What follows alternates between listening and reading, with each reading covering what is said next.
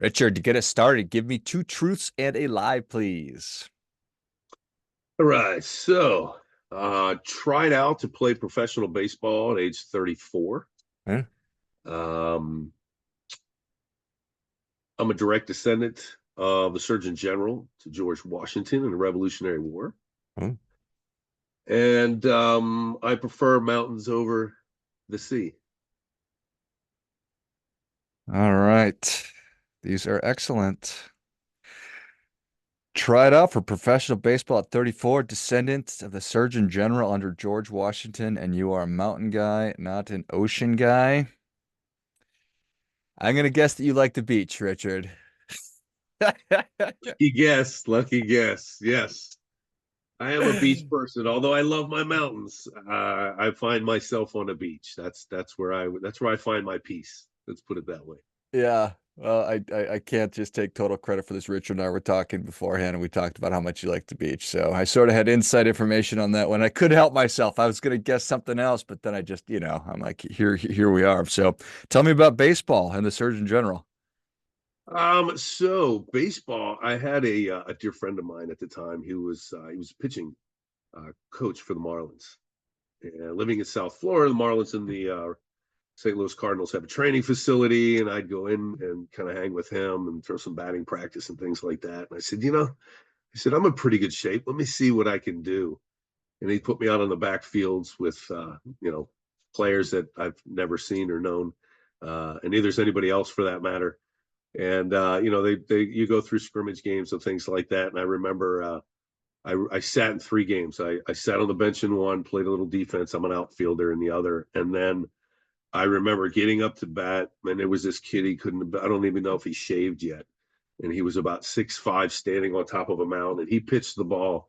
I watched his windup, and I heard the clap of the mitt behind me. Never saw anything.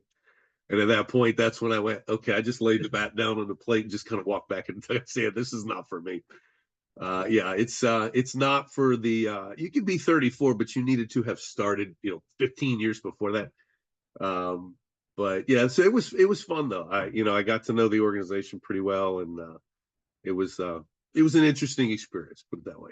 Totally cool experience for sure. Just a deep appreciation for what it looks like up close that most of us will never get to experience. Oh, the speed of it was incredible. Oh, that was the pitch. Whoops. Okay. Okay, wait, I forgot to do something. Right. Got it. And then did you how did you know about the Surgeon General? Just personal research or family stuff? Family stuff. So my family, my grandmother, my mother's side, German Irish, and she was, she kind of tracked military history. She was a wave in World War II herself. She was an interpreter, and we used to always, we were always surrounded. She was the deputy commander of the American Foreign Legions, so I got to be involved in a lot of those things. And growing up out in the DC area, being in Arlington, being around it. And she used to always tell me these stories. So she actually mapped it. This was long before we had technology that does it today. And yeah, found out his name is Bodo Otto. There's a society behind it. So I just thought that was pretty interesting. And I don't think anybody could make that up as being a lie. It's kind of way too random for that. So yeah, it was interesting to kind of grow up in that environment and Yeah, learn about history and where we've been. no doubt. Love it. Well, what is top of mind for you right now, Richard? Well, it's very interesting. When I got the information to join you here on the set, this is a topic that's, I think, a conversation that needs to happen more often. To be honest with you, I don't think it's happening enough, and I don't think we're really doing it justice by really digging in a little bit more. Having more direct conversations. So I'm hoping, you and I can dig in a little bit more and really express and explain to people that this is a conversation about something that is going to happen. And we really need to get, our arms around it, because unfortunately, as we know, long-term care tends to break families apart. There's a lot of responsibility at the end of the day here. and sibling rivalry is rampant. It takes place. So that's really what's on top of my mind is, what can I do to help people to understand a little bit better, and to make a difference in their lives. This isn't, while it's not rocket science, it is complicated. But like anything else, if you don't have a plan for it, it's chaos when the event takes place. God willing, it's weird to think of ourselves as older versions of us. It's weird to think that one day I'll be, hopefully a gray-haired person and whatever, however that looks.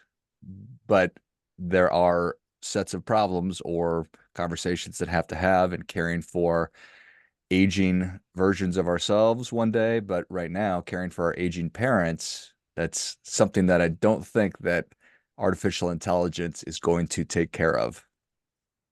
I agree. I don't think machine learning is going to help me get out of a bed and move to a chair or to help me eat. It's very human. It's very real. I think having a conversation. First of all, let's just start out, make it really simple. Communication is key. Not talking about it is not the answer. No matter how much you want to resist it happening, understanding that all money decisions are based on two things: emotion and logic. Emotion is what drives us to make that decision. How's it going to make me feel? How am I going to benefit from this decision? My family, generations of my family.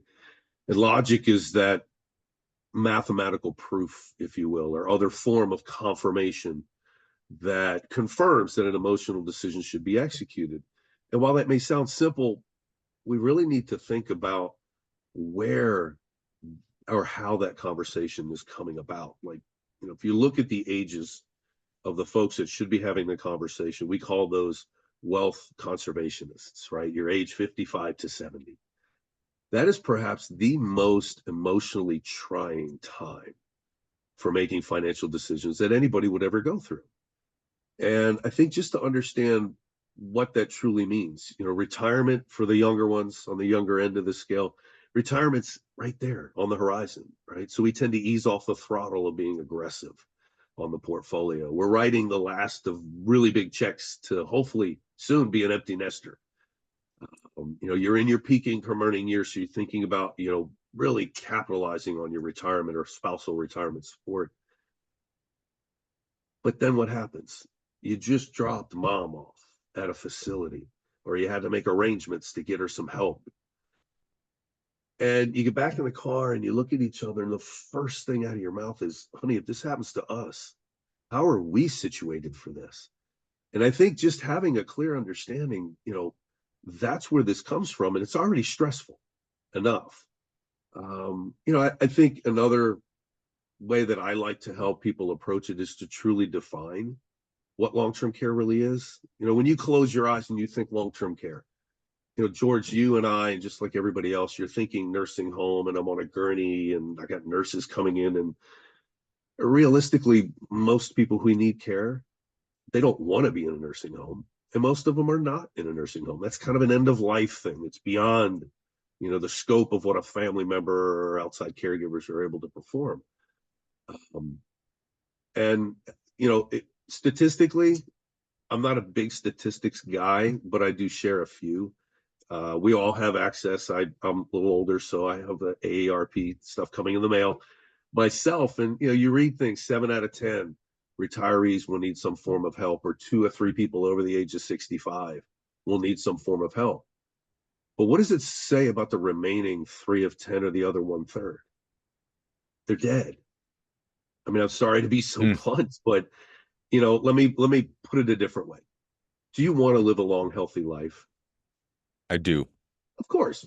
Do you feel that just through the natural aging process that you might need help just kind of getting out of a chair, or transferring from a chair to the bed or to a shower?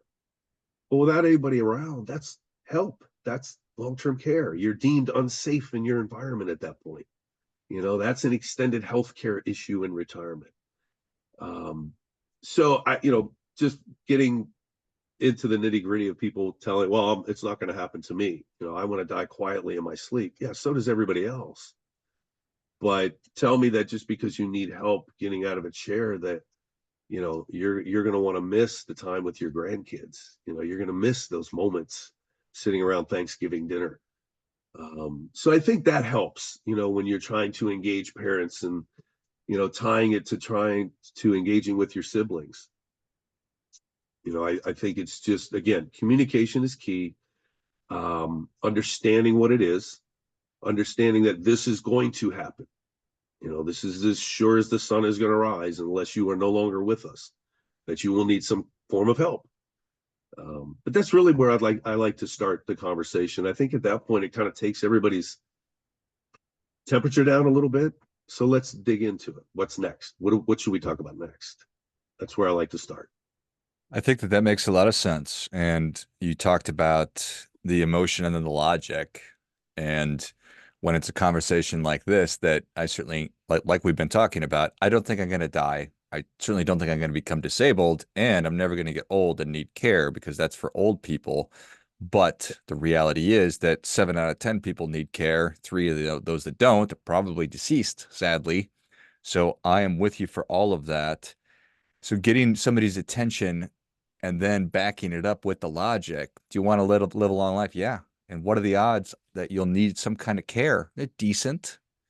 And then from there, we're in the conversation.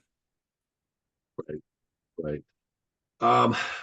I think when you break it down, first of all, you got to take the emotion out. You've got to separate. Once you've had that emotional connection and understand what we just talked about, what's next? Okay, what's the plan? How are we going to fund it? Are the two aspects of the rest of that conversation. What is that plan? If mom goes down or dad goes down, what's our plan for that? And it's unknown to a certain point, because we don't know what that life-changing event is going to be. But in any aspect, we need to know what that is. And this is the family conversation. So, parents are one thing, but siblings are another, because ultimately we're all going to be responsible. We all want to take care of mom and dad, or ourselves, or our spouses, so on and so forth. But having a plan, that plan starts with geography. In this day and age, mom and dad live in somewhere where it's warm. There's 3 or 4 kids are spread out all over the country.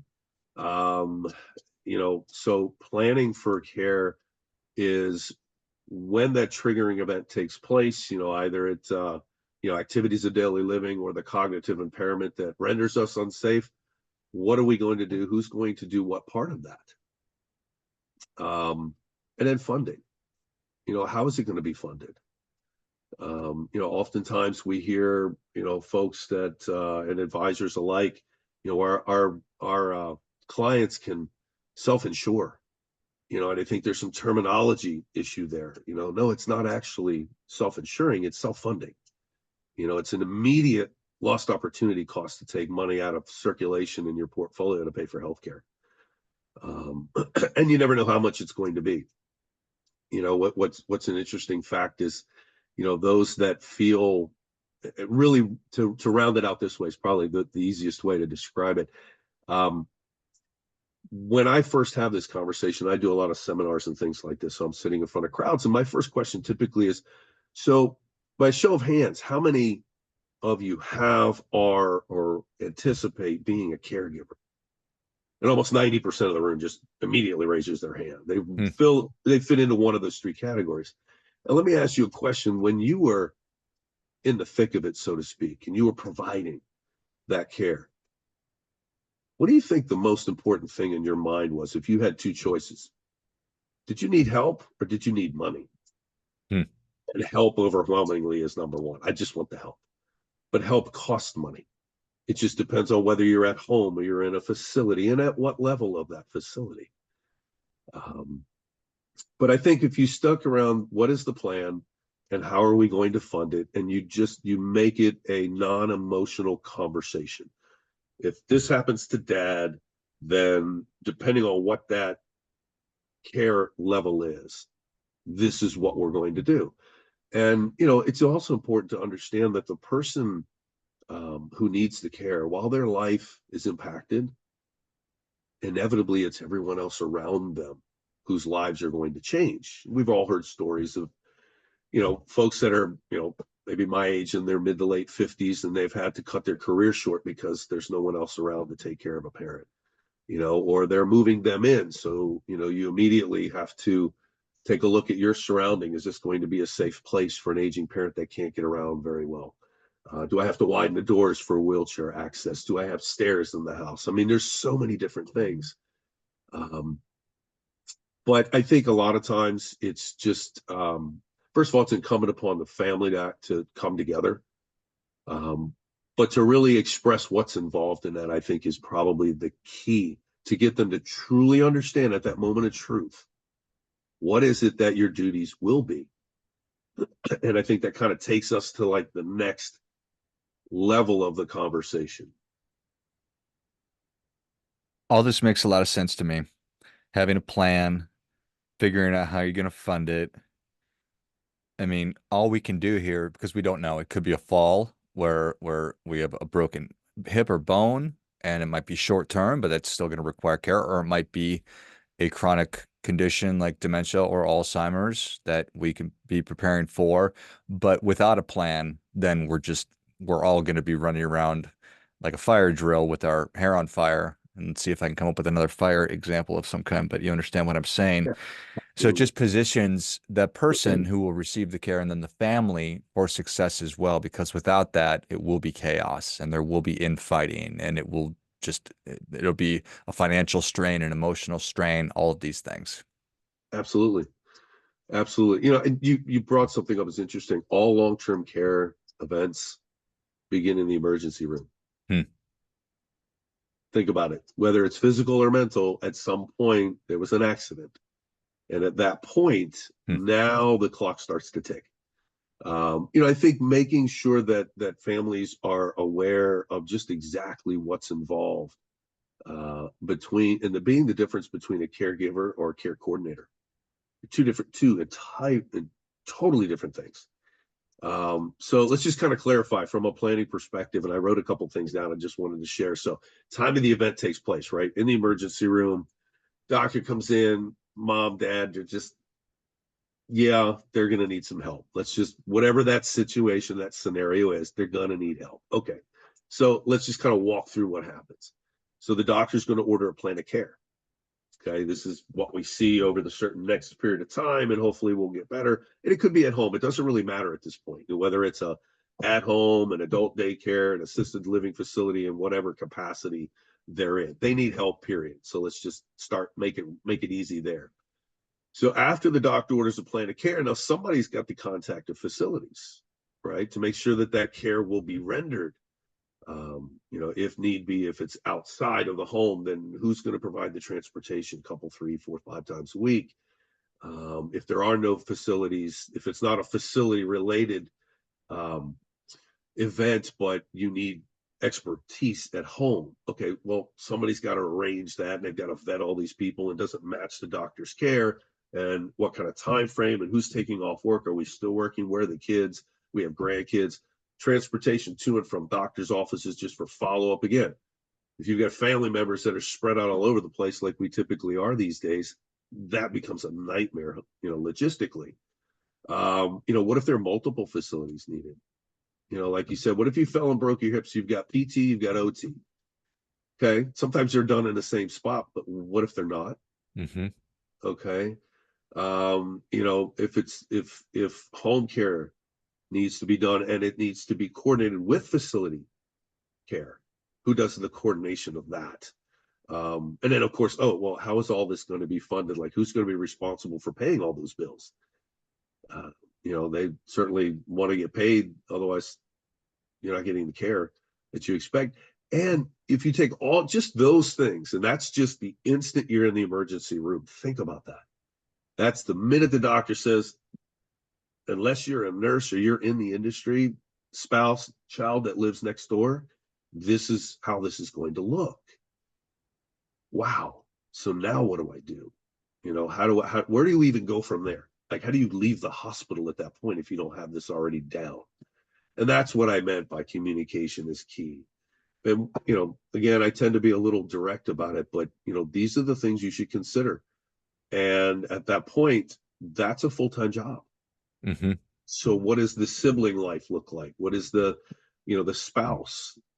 And I think from an advisory standpoint, my question has always been, and I have a little series myself. I just put some videos out there. How do you answer the call? If you're an advisor and Mary calls and Bob had a stroke and it's far greater than what I could care for at home. He's going to be in a facility. We don't know for how long. And then he's going to come home and I can't do this. And all I know is I need about $5,000 or $6,000 a month. And I don't want to change my lifestyle. I don't want to change any legacy goals that we had set up. Everything freezes at that point. How do you answer that call if you've never engaged in that conversation? Yes, this is uncomfortable. Yes, you have to ask the uncomfortable questions and get into that dialogue. But you got to figure, as an advisor, at worst, you're going to be the second phone call the client makes when that event takes place. You might be the first, depending on the relationship. But if you've never engaged in that conversation and you don't know, not asking all advisors to be experts in all things, but at least have the dialogue so that you can help hold the hand of your client through the process and go, remember, we had a plan. We talked to your son, and remember, Mary, your daughter, was going to do that. Just to provide that, because you will be intimately involved in that. So I think it's equally important to get advisors and their clients on the same page. Part of that challenge is because of the speed at which information is presented to us. Even if it's just through AARP, and I'm not endorsing one particular organization over another, I know more about long-term care by reading it outside of an advisor, and most of your clients do as well. So again, communication is key. Understanding, defining it, what it is, what's going to happen at that moment of truth, making sure that everybody understands the difference between what's the plan and how are we going to fund it. I think from there, it's not that really complicated head-butting conversation, because those are raw facts. Oh, and this is going to happen. I think that's the biggest issue, the hurdle that people try to overcome. Well, it's not going to be me. And I've heard everything from, oh, well, mama's got the 12 gauge and she'll take me out back to woodshed. Okay, let's have a real adult conversation about this. And, we're men. Hey, women are caregivers for a reason. Why does it happen to men first? Because we're done. You tell a man that, in his brain, it's been a provider for so long that he's no longer going to be able to do that. Yeah, that's a challenge. That's an emotionally challenging time. And I'm not making whether it's a male or female, but any provider at that point, when you tell them there will be a point in time where you won't be, that's very difficult for them. And I think, again, say it again, communication is key. Have the conversation early so you work out the details. You work out the animosity piece of that. We live in Seattle, mom and dad are in Florida. Great. Let's figure out what role you can play in this, and we'll go from there. Yeah, that makes sense. Well, Richard, you've already given us a lot, but we're ready for that difference-making tip. What do you have for us? I think the biggest difference-making tip is be direct about the conversation. Period. Just be direct. Wade through all the minutia and just get the proverbial crap out of the way. Sit down face to face and go, if this happens tomorrow, you wake up and you don't know who you are. Okay. And you're drooling on your side. And we could blow this up and make it, pretty graphic from a visual standpoint. But when that takes place, what is the plan and how are you going to fund it? So be direct about getting this done. Amend your estate planning documents. Put a funding mechanism in place. What asset would you liquidate first if this needed to take? And that goes for advisors as well. Have this conversation. Be the center point of that for them, because they can't walk through this by themselves. No one wants to. That's the worst part. Nobody wants to have this conversation. So just be direct, get it done, get it over with. Kind of like a dentist. Yes. I think that is great stuff. That definitely gets it. Come on. You got to be direct. Richard, thank you so much for coming on. Where can people learn more about you? How can people engage with you? Consumers, advisors, all of it. So the best way, first of all, I would say is just do your homework and do your research on the topic, particularly of long-term care. So as the SVP and head of RIA Client Services for CBS Brokerage, we here's a shameless plug, but one that I think is necessary because of the level of education that we do provide. We focus in the RIA space. These are the types of conversations that we have with our advisors, that we train and educate advisors in having.